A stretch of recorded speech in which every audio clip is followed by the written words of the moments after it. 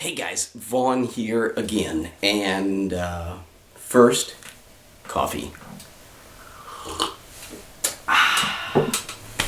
Everything's better with coffee. Okay, we're going to do a couple quick speaker shootouts with the Fender Supersonic 22. And I'll just go ahead and tell you right off the bat that this is an amp that I actually flat out love, just the way it is. I think these things come with basically this, I looked at it, it's got a different sticker on it, but it looks like this same Eminence 12 that Fender puts in so many of their amps. And, but man, in this thing, it sounds better than most. I don't know what kind of mojo they got going on. I know this amp is a PC circuit board amp. It's not a point-to-point hand-wired amp, but it still sounds excellent. The clean channel is just out of this world, man. And the dirt channel can be really, really, really good if you take just a little bit of time, because it has not just pre-gain and post-gain, but it has like these two different pre-gains. Takes a little time to get used to, but the gain channel can be very, very, very rewarding, from just a little juicy all the way up to really, totally, like AC/DC Marshall kind of stuff. So having said all that, honestly, I don't know if I'm going to find anything I like better, because I love this amp. I will say there's really only one thing that I'm not totally in love with, and that is this deal that it's basically a deluxe, right? It's two 6v6s for about 22 watts. It's a nice little portable cabinet, doesn't weigh too much, so it's got all that good stuff going on, just like a deluxe reverb does. And it suffers from the same thing in my mind that a deluxe reverb really ultimately does when it comes to being a gigging amp, and that is just getting enough clean volume, to be above a drummer in most clubs and certainly bigger places. And so the number one objective that I would need with this amp is just to give it a little bit more clean headroom. That's pretty much it. Tone-wise, I don't really think I want to change anything too much, because it's beautiful. First speaker we're going to do is the Reaper, because I just kind of have a gut feeling that the Reaper's probably going to be pretty cool in here. We'll see. Coming up. Okay, so Reaper. This is actually that 4-ohm custom Reaper, because I couldn't find the other one.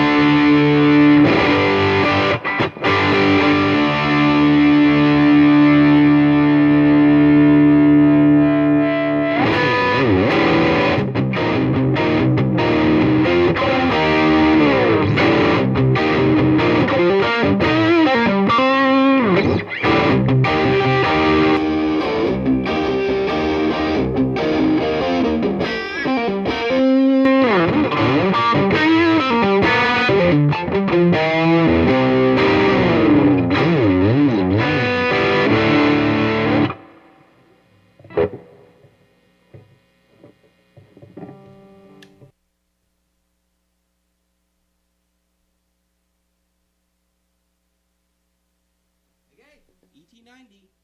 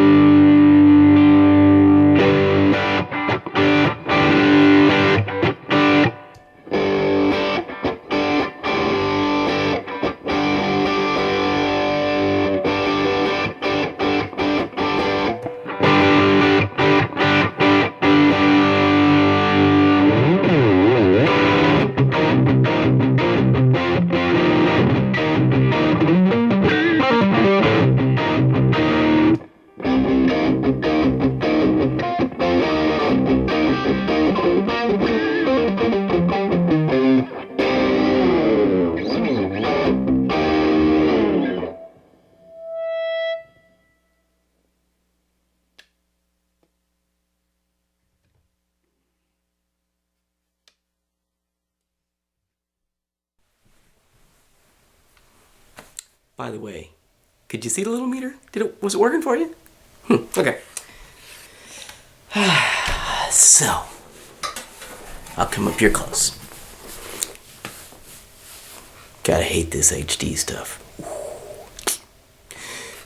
Quick wrap up. I only chose speakers that I knew would work. The Reaper was awesome. I will say this though, I was actually using a 4 ohm Reaper because I couldn't find my 8 ohm Reaper, so probably would have been a little better with. I was trying to say, man, should I go with the HP? Should I mean, obviously just the plain old 30 watt standard 8 ohm Reaper would have been the best comparison. Liked the Reaper a lot. I knew I would. The Blackhawk definitely was the one that sort of rounded the top the most. And I'm going to tell you the honest to goodness truth is, probably too much for me. Took a little too much Fender sparkle away. Oh my gosh. The ET90, ooh, the minute I switched to that and I heard the big boom in volume, you know, I mean, it had a lot more big solid bottom end to it, a little bit more sparkle on top, and just a lot louder. I mean, I don't know what the little VU meter said there that hopefully you guys could look at, and I couldn't.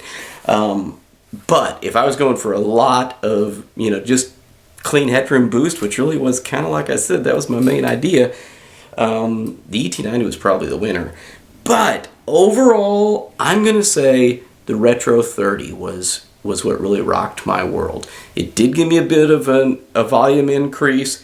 It actually gave me just a little bit of a bump in the bottom end, a little bit of sparkle on top. In both cases, though, not that much. But I just really liked it. I mean, it retained everything I love, and I really do love about the Supersonic, while adding just a little bit something on top of that. So, honestly, I mean, man, I'm really looking for y'all's comments, so send them to me, you know, post them here. But I loved every one of them. I mean, I love the Supersonic anyway. It's amazing, man. You take an amp that sounds that good, I swear, man, I could plug it into almost any speaker and it's still going to sound good. But I would say every speaker that I tried, I liked a little bit better.